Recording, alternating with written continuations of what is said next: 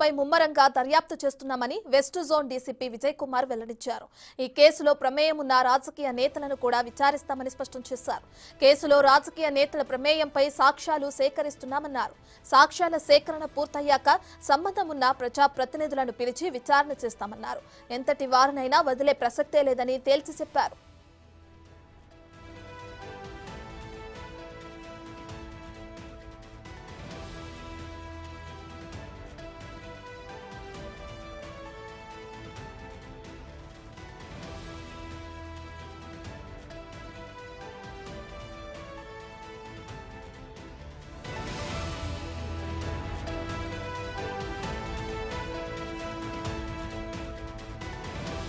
ఇప్పటికే charge sheet దాఖలు చేశామని కోర్టు కూడా పరిగణలోకి తీసుకుందన్నారు డీసీపీ విజయ్ కుమార్.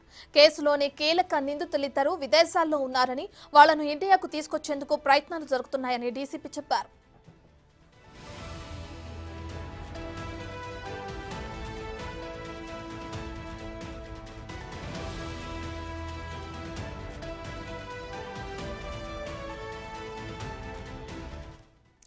ఇక ఫోన్ ట్యాపింగ్ కేసుపై ముమ్మరంగా దర్యాప్తు చేస్తున్నారు west zone DCP Vijay Kumar. దీనికి సంబంధించి మరింత సమాచారాన్ని మా ప్రతినిధి సురేష్ లైవ్ అందిస్తారు. రైట్ సురేష్, ఫోన్ ట్యాపింగ్ కేసుకు సంబంధించిన లేటెస్ట్ అప్డేట్స్ ఏంటి? ఫోన్ ట్యాపింగ్ కేసులో ఇంకా ఇద్దరు ప్రధానమైనటువంటి నిందితులు ప్రభాకర్ రావుతో పాటు శ్రవణ్ రావు ఇద్దరు కూడా విదేశాలకు పారిపోవడం జరిగింది. కోర్టు అనుమతితో వారిని ఇండియాకి రప్పించే విధంగా ఏర్పాట్లు చేశాము, ప్రయత్నాలు కూడా జరుగుతున్నాయని చెప్పేసి west zone DCP Vijay Kumar చెప్పడం జరిగింది. ఈ కేసులో ఇంకా చాలామంది నిందితులు ఉన్నారు. వారికి సంబంధించిన సాక్ష్యాధారాలని రాబట్టే ప్రయత్నం దర్యాప్తు బృందం చేస్తుంది. వీరికి సంబంధించిన సాక్ష్యాలు, బలమైన సాక్ష్యాలు అన్నీ సేకరించిన తర్వాత కోర్టు అనుమతితో వారికి కూడా నోటీసులు ఇచ్చి విచారణకు పిలిచి అవసరమైతే అరెస్ట్ కూడా చేస్తామని చెప్పేసి డీసీపీ చెప్తున్నారు. అయితే రాజకీయ నాయకుల పాత్ర పైన మొదటి నుండి కూడా చర్చ జరుగుతుంది. అందులో మాజీ సీఎం కేసీఆర్ ఆదేశాలతోనే మొత్తం ప్రభాకర్ రావు ఈ ఎస్ఐబి కార్యాలయంలో పూర్తిగా ఫోన్ ట్యాపింగ్కి సంబంధించిన వ్యవహారం నడిపించినట్టు ఆయన చెప్పడం జరిగింది. దీనికి సంబంధించి నిందితులు కూడా రాధాకిషన్ రావు స్టేట్మెంట్లో కూడా ఇటు కేసీఆర్ పేరు ప్రస్తావించడం జరిగింది. మరి కొంతమంది మొత్తం 4 పోలీస్ అధికారులను ఇప్పటికే అరెస్ట్ చేసి ఈ కేసులో రిమాండ్లో ఉంచడం జరిగింది. ఇదే విధంగా ఈ ఫోన్ ట్యాపింగ్కి సంబంధించిన కేసులో మరికొంతమంది రాజకీయ నాయకుల పాత్ర కూడా ఉన్నట్టు అనుమానాలు ఉన్నాయి. కాబట్టి వాటిపైన కూడా పూర్తిగా విచారణ జరుపుతాం. ఎవరున్నా సరే ఖచ్చితంగా వారికి నోటీసులు ఇస్తాం. వారికి సంబంధించిన సాక్ష్యాధారాలన్నీ సేకరించి విచారణ జరిపి వారిని కూడా అరెస్ట్ చేస్తామని చెప్పేసి కూడా డీసీపీ చెప్తున్నాడు. ఇంకా ఫోన్ ట్యాపింగ్ కేసులో దర్యాప్తు కొనసాగుతుంది. ఎందుకంటే ప్రభాకర్ రావే ఈ కేసులో చాలా కీలకమైన నిందితుడు కాబట్టి అతన్ని అరెస్ట్ చేస్తే ఇంకా కొన్ని విషయాలు బయటకు వచ్చే అవకాశం కనబడుతుంది.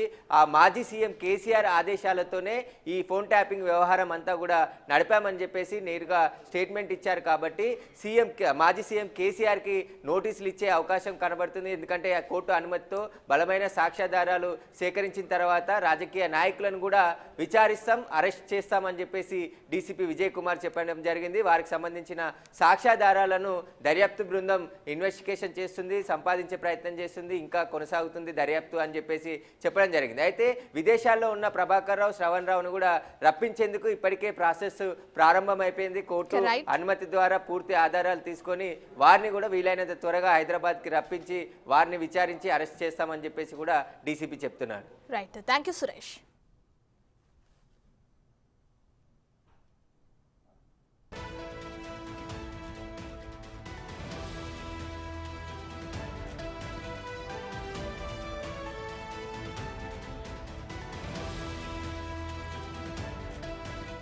ఏదైతే మన ఎస్ఐబిలో జరిగిన కొన్ని కార్యకలాపాల మీద కేసు నమోదైందో ఆ కేసులో రాష్ట్ర ప్రజలందరికీ తెలిసినట్టు ఇప్పటి వరకు 4 నిందితులు అరెస్ట్ అయ్యి జైల్లో ఉన్నారు. ఇంకా 2 తప్పించుకొని వాళ్ళు విదేశాల్లో దాక్కుని ఉన్నారు. వాళ్ళని రప్పించడానికి ఇప్పుడు చట్టపరంగా ఏదైతే ప్రాసెస్ చేయాలో ఆ ప్రాసెస్ జరుగుతుంది. ఒకటి.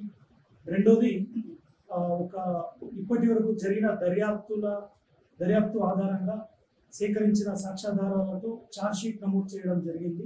ఛార్జ్ షీట్ ని కూడా న్యాయస్థానము ఇప్పుడు పరిగణలోకి తీసుకుంటూ ఫర్దర్ ప్రాసెస్ జారీలో ఉంది.